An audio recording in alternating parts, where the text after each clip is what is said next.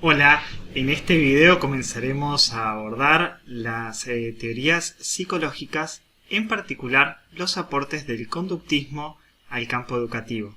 Comencemos. Antes de adentrarnos en la temática, es necesario recordar aquellas preguntas que nos atraviesan para pensar esta temática. Ya hemos abordado y problematizado el surgimiento de la modernidad y los cambios de paradigma, lo que nos ayuda a ajustar el foco de aquello que buscamos en estas teorías, para introducirnos en el laberinto, en la rata, a la que Foucault hacía referencia en la entrevista realizada por Badiou. Entonces, ahora sí, preguntarnos, ¿cuáles son las teorías que desde el siglo XX se han dedicado a dar lugar, o no, a nociones de aprendizaje? Y cómo estas, las teorías psicológicas, recaen en el campo de la educación. ¿Habrá lugar o no para pensar una noción de sujeto? En esta clase abordaremos entonces cuestiones básicas del conductismo, discusión epistemológica, sustento del conductismo a partir de Watson y Skinner principalmente.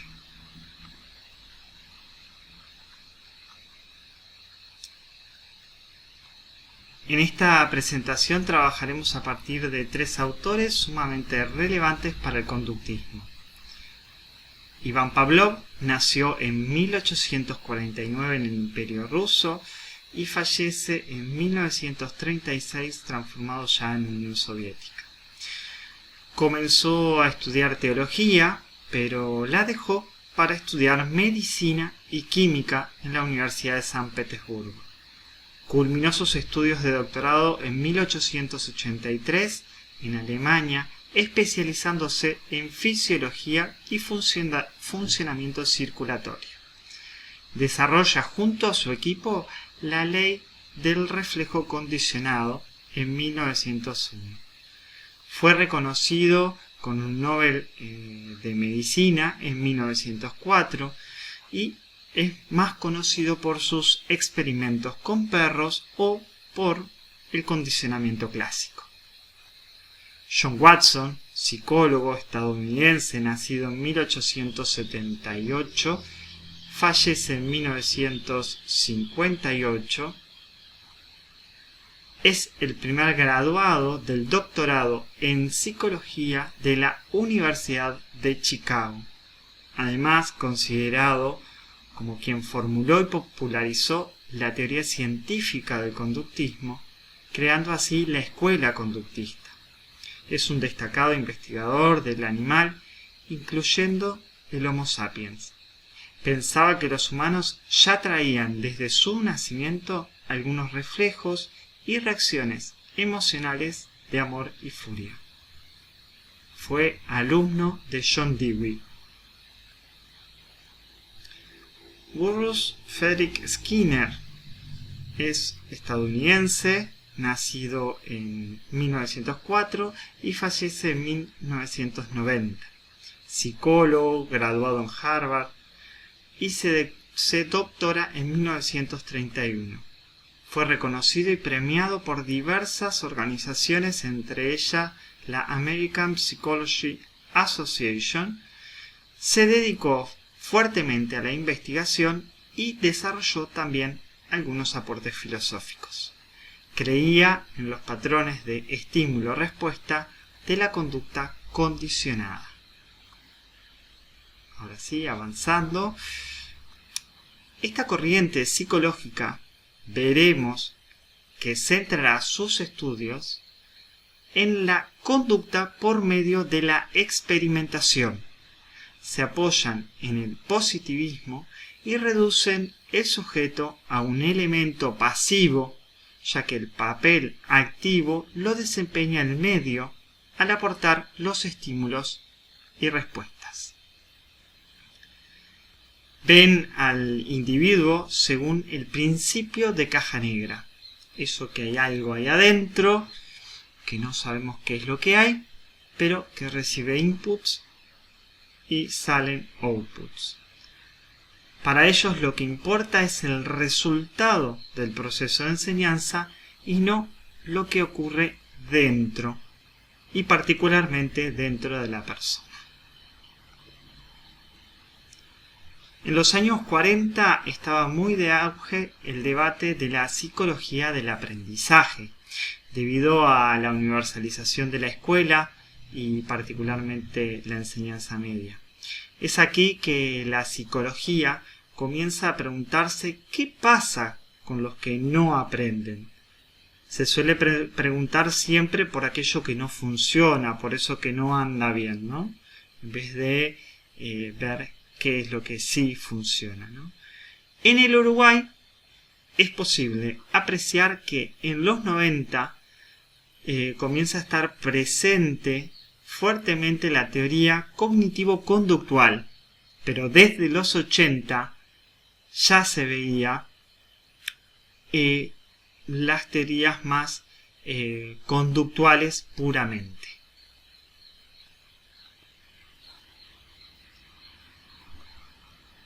Iniciando por los aportes de Ivan Pavlov, podemos ver aquí el concepto de condicionamiento clásico. Pavlov, reconocido por sus experimentos con perros, él divide en 4 momentos esta fase del condicionamiento, donde en la primera instancia está un perro, le ponen la comida y observan que el perro empieza a salivar, ¿no? Se toma la comida como el estímulo incondicionado y la respuesta incondicionada es la salivación. Al ver el perro la comida, empieza a salivar. En una segunda instancia, lo que se hace en este experimento es introducir un estímulo neutro. Es decir, algo que el perro no conoce y, por ejemplo, el sonido de una campana, ¿no?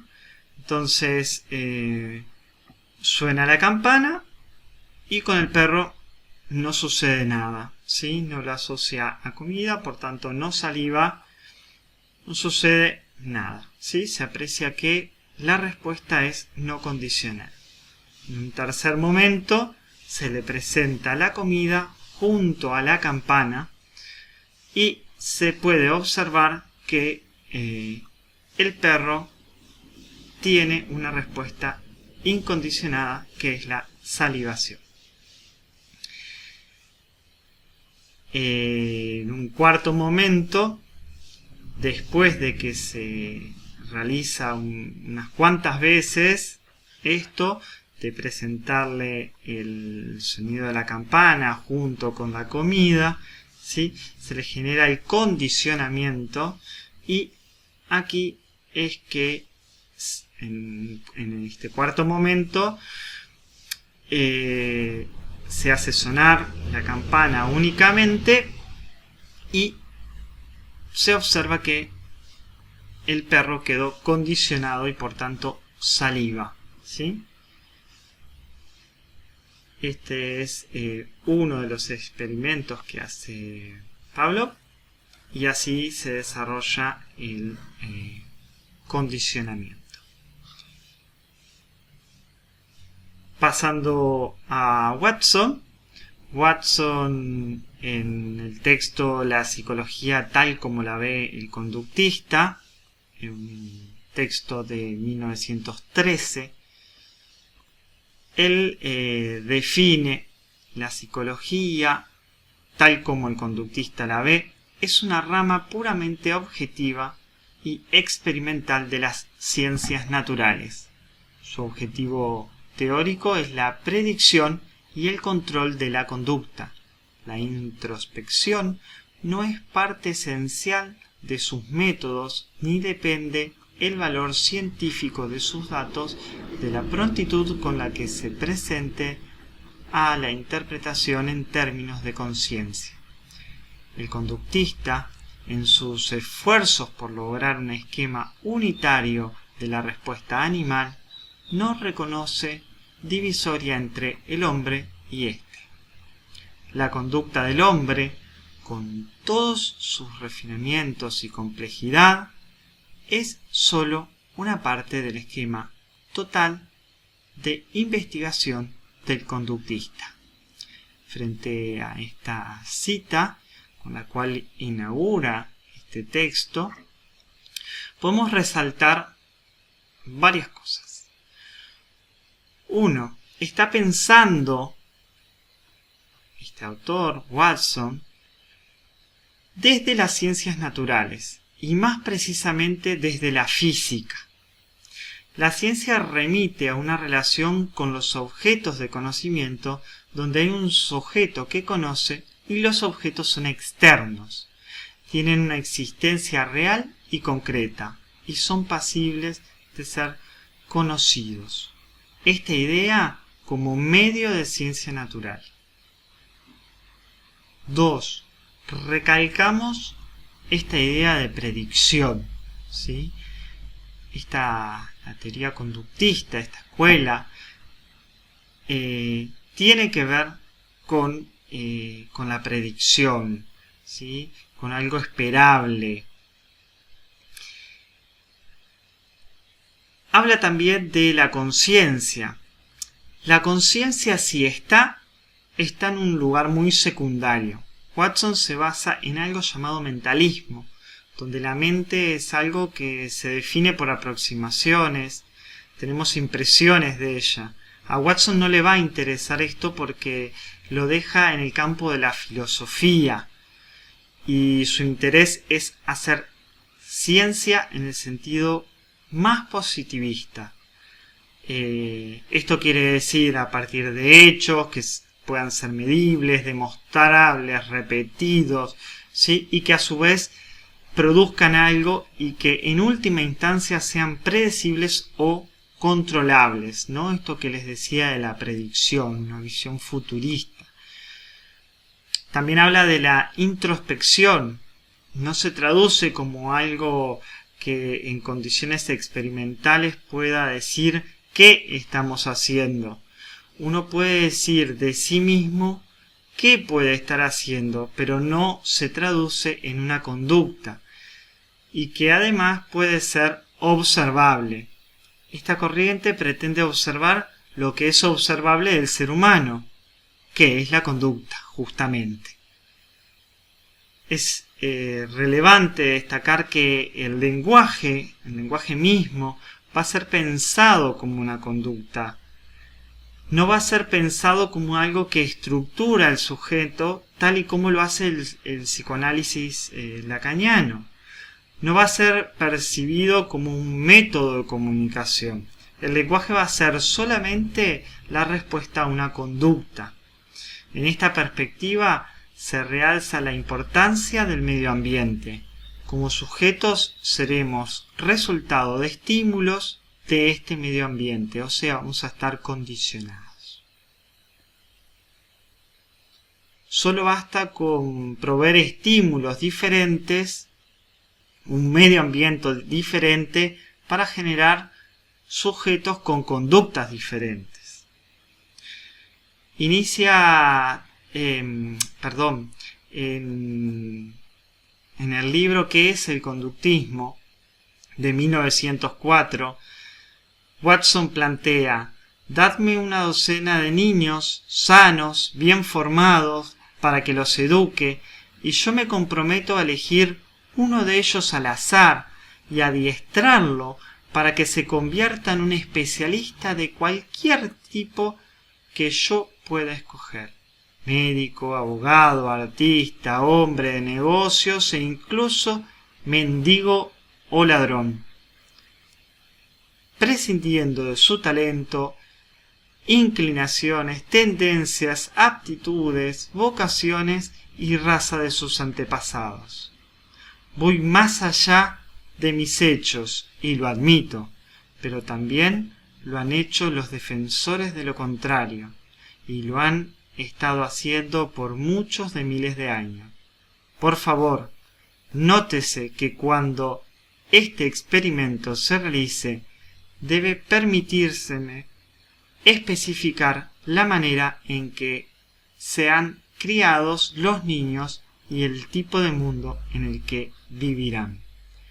De aquí podemos relevar una noción de aprendizaje, donde el aprendizaje se da por esos condicionamientos que se introducen por medio de estímulos. Tal es así que dice que a un chiquilín lo puede educar como un doctor o lo puede educar como un mendigo, ¿no? Va a depender de esos estímulos para Watson, y no habrá aprendizaje si no hay un estímulo previo. Y esto nos lleva a otro experimento, ¿sí? Un experimento con humanos, el ejemplo del pequeño Albert.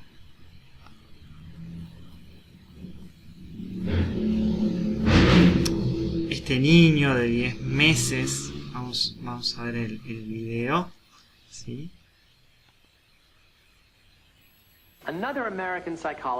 Otro psicólogo norteamericano muy influenciado por Pavlov fue John B. Watson. Watson creía que en psicología lo único viable de estudio científico eran las conductas aprendidas observables. Atacó las doctrinas sobre rasgos heredados e instintos como causa de un comportamiento.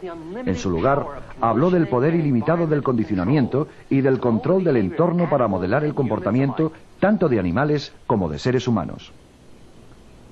Para estudiar el poder del condicionamiento, Watson utilizó bebés como sujetos de estudio, tal como vemos en estas imágenes de 1920. Watson demostró que se podía aprender emociones fuertes en una situación por condicionamiento y después generalizarlas o transferirlas a otras situaciones similares sin tener que repetir el condicionamiento original. Watson y su ayudante, Rosalie Reiner, condicionaron a los bebés para asustarse con un ratón blanco que antes les había gustado. En este caso, trabajaron con un bebé de 8 meses, el pequeño Albert. Cada vez que aparecía el ratón, se hacía sonar un ruidoso gong que alarmaba al bebé. Poco después, la aparición del ratón solo era suficiente para asustar al bebé y hacerle llorar. Se estaba operando un condicionamiento clásico. Cuando el bebé se alejaba gateando del ratón hacia un sitio seguro, su comportamiento resultaba recompensado y de este modo su miedo se reducía. En ese momento se estaba operando un condicionamiento instrumental. Más adelante, cuando el bebé veía algún estímulo similar al ratón, un conejo, un perro, un abrigo de piel, una máscara, su miedo aprendido se había generalizado para cualquiera de ellos. Aquellos bebés que antes no tenían miedo de nada, ahora se atemorizaban fácilmente por una gran cantidad de cosas inofensivas. Este primer estudio de Watson fue controvertido debido a la utilización de bebés. Hoy en día, un experimento de este tipo no podría llevarse a cabo debido a las estrictas directrices éticas que gobiernan el tratamiento de todo tipo de sujetos de investigación, tanto humanos como animales. Algunos años después de estas demostraciones, un miembro del equipo de Watson, Mary Cover Jones, desarrolló técnicas para eliminar miedos ocasionados por condicionamientos naturales en adolescentes. Jones fue la primera terapeuta conductista. Pero estas técnicas llegaron demasiado tarde para algunos de los sujetos de Watson. El destino del pequeño Albert permanece en la incógnita. Claro, ha sido realmente tremendo este experimento, ¿no? Y bueno, como cierra, primero generó la preocupación en otros investigadores en seguir investigando e indagar cómo abordar la reversión de fobias, ¿no? Y bueno, lo tremendo que fue experimentar con humanos dio también lugar a pensar el campo de la ética profesional, ¿no? Y la experimentación tanto con humanos como con animales. Y bien, ahora vamos a seguir abordando otros teóricos. En este caso vamos a ver los aportes que hace Skinner a este primer modelo trabajado. Lo que agrega Skinner a este modelo que venimos viendo es la aparición de reforzadores tanto positivos como negativos, inaugurando así lo que se llama condicionamiento operante. Lo que hace es, o él sostiene que alcanza con ir premiando aquellas actitudes positivas y castigando aquellas negativas, pensando que el castigo también puede entenderse como retirar el premio, y también se introduce algo extra como señalizador de que esa conducta es una conducta correcta, ¿no? Esto de premiar es el introducir algo extra. Vamos a ver otro video que explica un experimento y desarrolla esta perspectiva. Así que bueno, vamos a verlos en palabras. En 1911, el psicólogo norteamericano Edward Thorndike propuso un principio de aprendizaje llamado la ley del efecto. Creemos que la conducta depende de sus consecuencias. Basándose en las ideas de Thorndike, el psicólogo Skinner comenzó una serie de experimentos con animales en los años 30, con los que entendió cómo las consecuencias positivas y negativas moldean la conducta. A este proceso le dio el nombre de condicionamiento operante. Lo definiría como el modelo de una conducta para asegurar una consecuencia determinada. Les daré un ejemplo.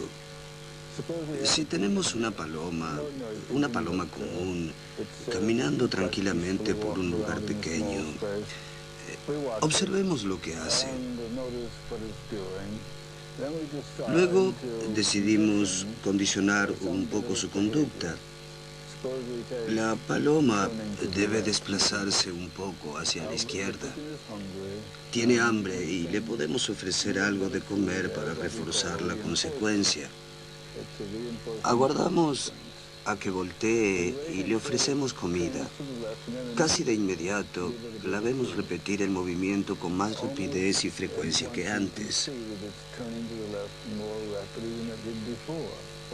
Si esperamos un poco más y no le ofrecemos nada, dejará de voltear hacia la izquierda.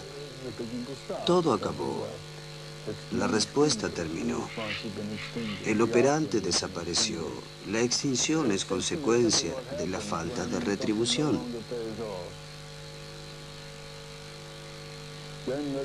Digamos que repetimos la acción, pero solo cuando hay una luz encendida. Entonces, la paloma volteará solo cuando la luz esté encendida, no apagada. Hubo una discriminación. Supongamos que se estimula la conducta solo ante la rapidez. La paloma comenzará a voltear más rápido.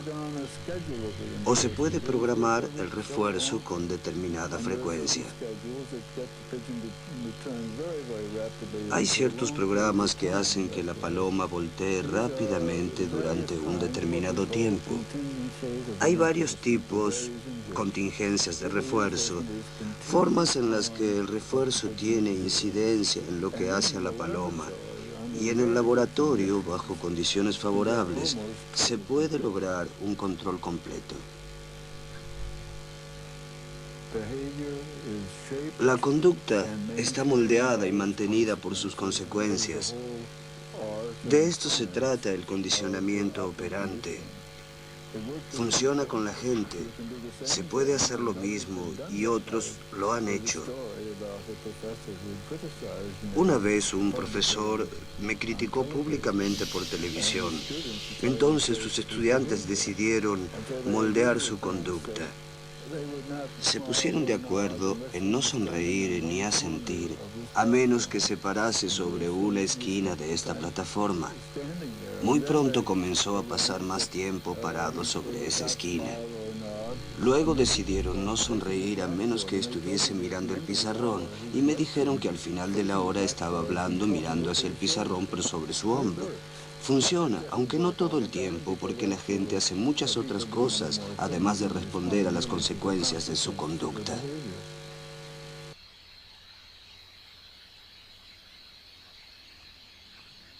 Entendía sumamente oportuno el poderles mostrar de primera mano este corto video donde Skinner mismo habla y presenta el tema, pudiendo también ejemplificarlo con video de alguno de sus ensayos, sus pruebas. Aquí queda claro que el premio es una consecuencia de la acción, ¿no? Y siempre vamos a percibir que la acción primera es la que causa el efecto. Esto es algo propio de este modelo. El profesor Skinner también trabajó en un invento denominado la máquina de enseñar. En esta idea de introducir el refuerzo positivo es interesante ver también cómo él presenta esta máquina de enseñar, y puede considerarse una forma utópica de proponer estímulos a un estudiante, y también pone en cuestionamiento el lugar del que enseña, ¿no? Porque queda en un lugar que puede ser sustituido por una máquina, ¿no? Y el lugar del que enseña también puede entenderse como aquel que propone los estímulos para provocar los aprendizajes que quiere lograr en el estudiante. Lo vemos en su presentación también aquí.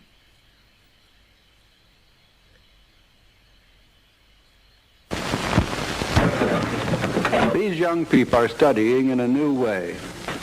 Class in spelling, it might as well be arithmetic or algebra or grammar, or in fact anything involving the use of words or symbols.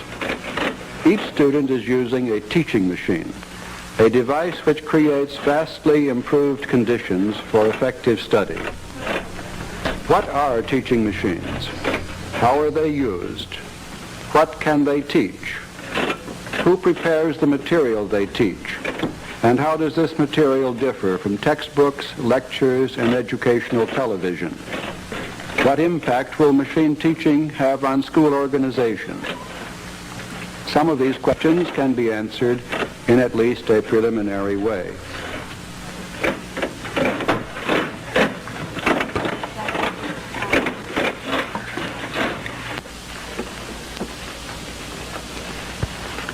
I am B.F. Skinner, professor of psychology at Harvard University.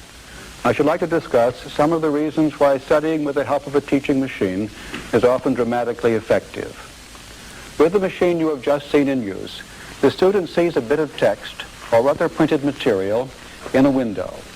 This may be a sentence or two or an equation in arithmetic. Some small part is missing, and the student must supply it by writing on an exposed strip of paper. His response may be the answer to a question or the solution of a problem, but generally it is simply a symbol or word which completes the material he has just read.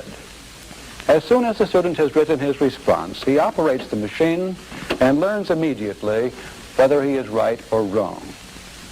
This is a great improvement over the system in which papers are corrected by a teacher, where the student must wait perhaps till another day to learn whether or not what he has written is right. Such immediate knowledge has two principal effects. It leads most rapidly to the formation of correct behavior. The student quickly learns to be right. But there is also a motivating effect. The student is free of uncertainty or anxiety about his success or failure. His work is pleasurable. He does not have to force himself to study. A classroom in which machines are being used is usually the scene of intense concentration. One function of a teaching machine, then, is to give the student a quick report on the adequacy of his response. This is important not only for efficient learning, it generates a high level of interest and enthusiasm. Another important advantage is that the student is free to move at his own pace. With techniques in which a whole class is forced to move forward together, the bright student wastes time, waiting for others to catch up. And the slow student, who may not be inferior in any other respect, is forced to go too fast. Not quite completing one day's assignment, he is even less likely to complete a second. And he gets farther and farther behind, and often gives up altogether unless remedial steps are taken. A student who is learning by machine moves at the rate which is most effective for him. The fast student covers a course in a short time, but the slower student, by giving more time to the subject, can cover the same ground. Both learn the material thoroughly. A third feature of machine teaching is that each student follows a carefully constructed program, leading from the initial stage where he is wholly unfamiliar with the subject to a final stage in which he is competent. He does this by taking a large number of very small steps arranged in a coherent order. Each step is so small that he is almost certain to take it correctly. The material is designed to give the student as much help as possible. He is not in any sense being tested. Instead, helpful hints, suggestions, and prompts maximize the chances that he will be right. The fact that each step is very small is important. Even though it may not seem like much of an accomplishment, it is always progress in the right direction. Programs have been constructed in which, without any prior study, the average student is right 95% of the time. This result is partly due to the fact that the student only moves on when he has completely mastered all the preceding material. If he is absent, he does not miss any work because he takes up where he left off upon returning to the machine. A conservative estimate seems to be that with these machines, the average grade or high school student can cover about twice as much material with the same amount of time and effort as with traditional classroom techniques. There is no magic about this. A teaching machine is simply a convenient way of bringing the student into contact with the man who writes the program. It is the author of the program, not the machines, who teaches. He stands in the same position as a textbook writer, except that he is much closer to the student. He and the student are constantly interacting. This interaction can be mediated in different ways, of course, and each way means a different kind of teaching machine, each having special features and advantages. Here is Dr. Arthur Lumsdaine of the University of California in Los Angeles, who will discuss several possibilities with you.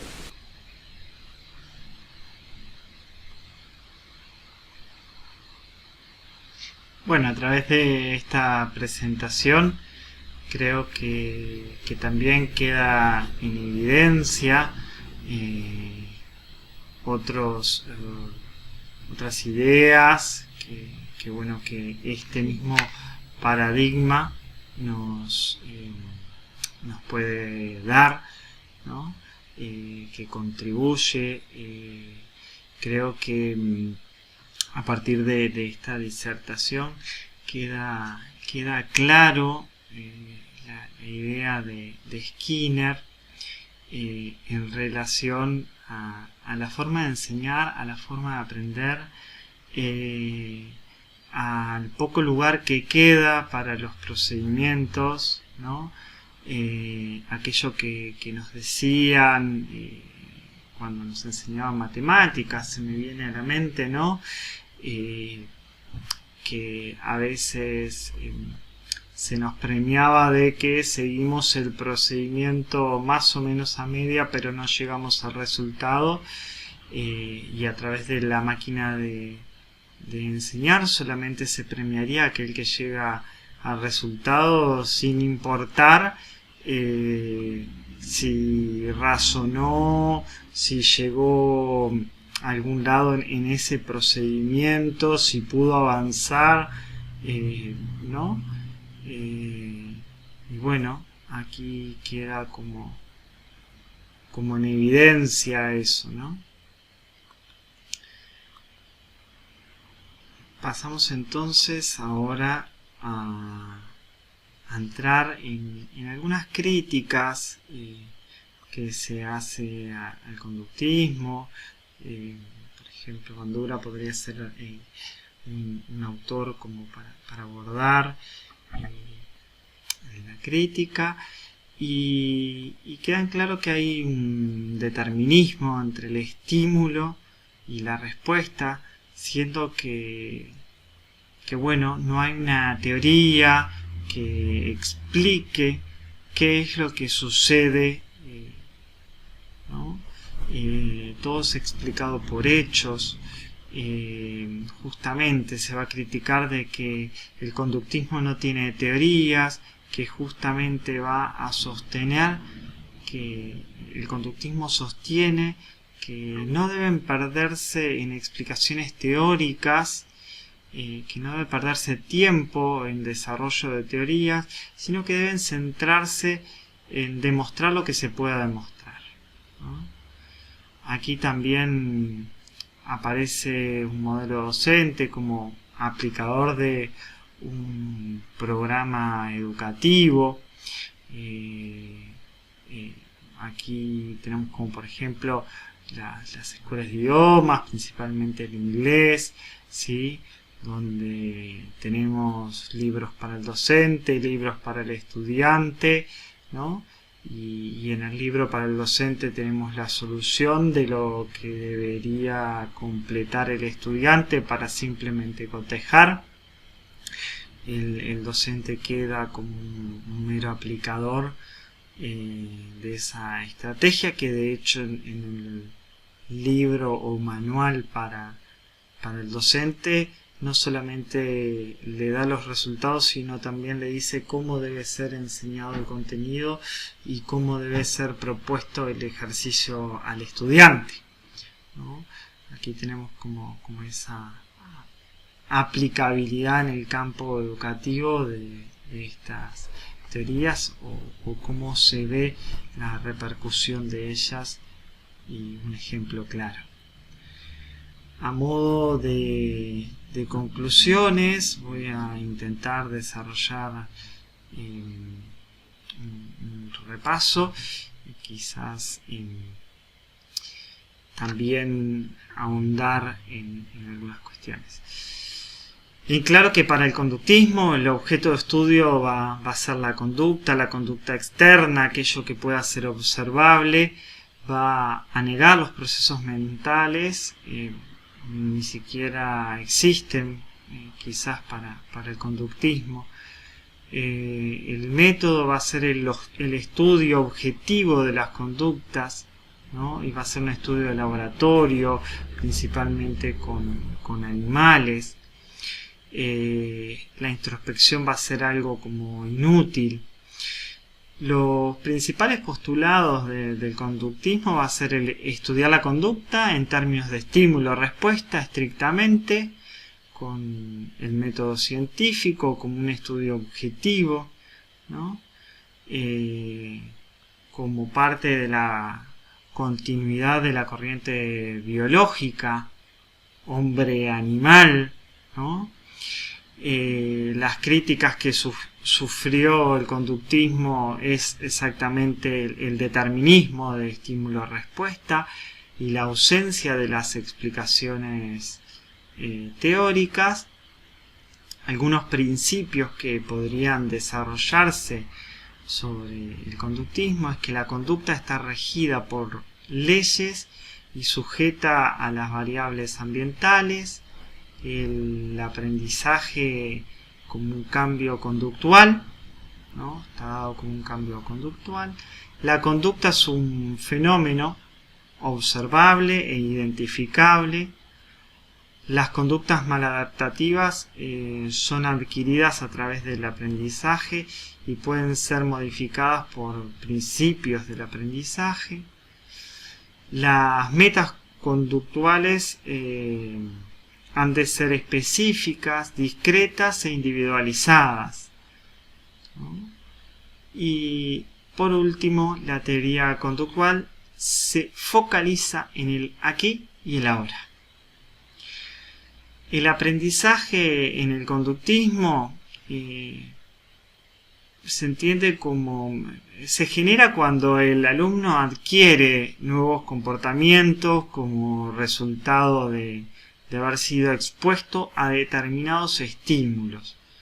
Este aprendizaje se detecta a través de conductas que son observables y medibles.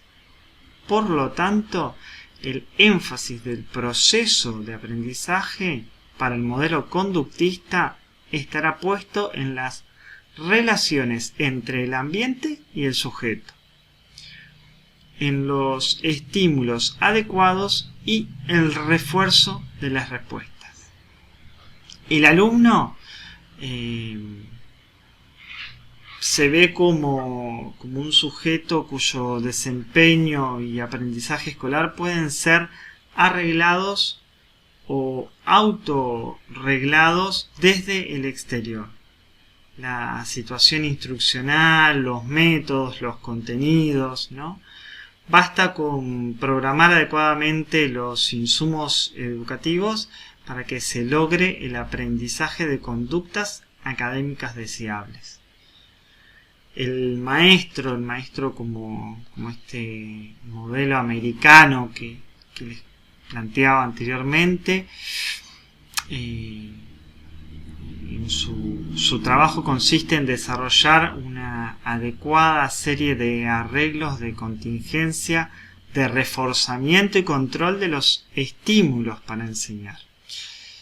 El conductismo es uno de los paradigmas que se ha mantenido durante más años y es el de mayor tradición. Y aun cuando el conductismo no encaja totalmente en los nuevos paradigmas educativos y ha sido constantemente criticado, entre otras cosas porque percibe al aprendizaje como algo mecánico, deshumano y reduccionismo, aún tiene vigencia, ¿sí? Esto de que explicaba justamente la misma máquina de enseñar, deja en evidencia esto, ¿no? Y no debemos olvidar que este cuerpo de conocimientos sirvió de base para la consolidación de actuales paradigmas educativos y que su legado prevalece todavía entre nosotros. Invitamos entonces a seguir profundizando y abordando al conductismo desde el texto de Watson de 1924, que es el conductismo, en el libro El conductismo, y en el libro de Skinner sobre el conductismo de 1974.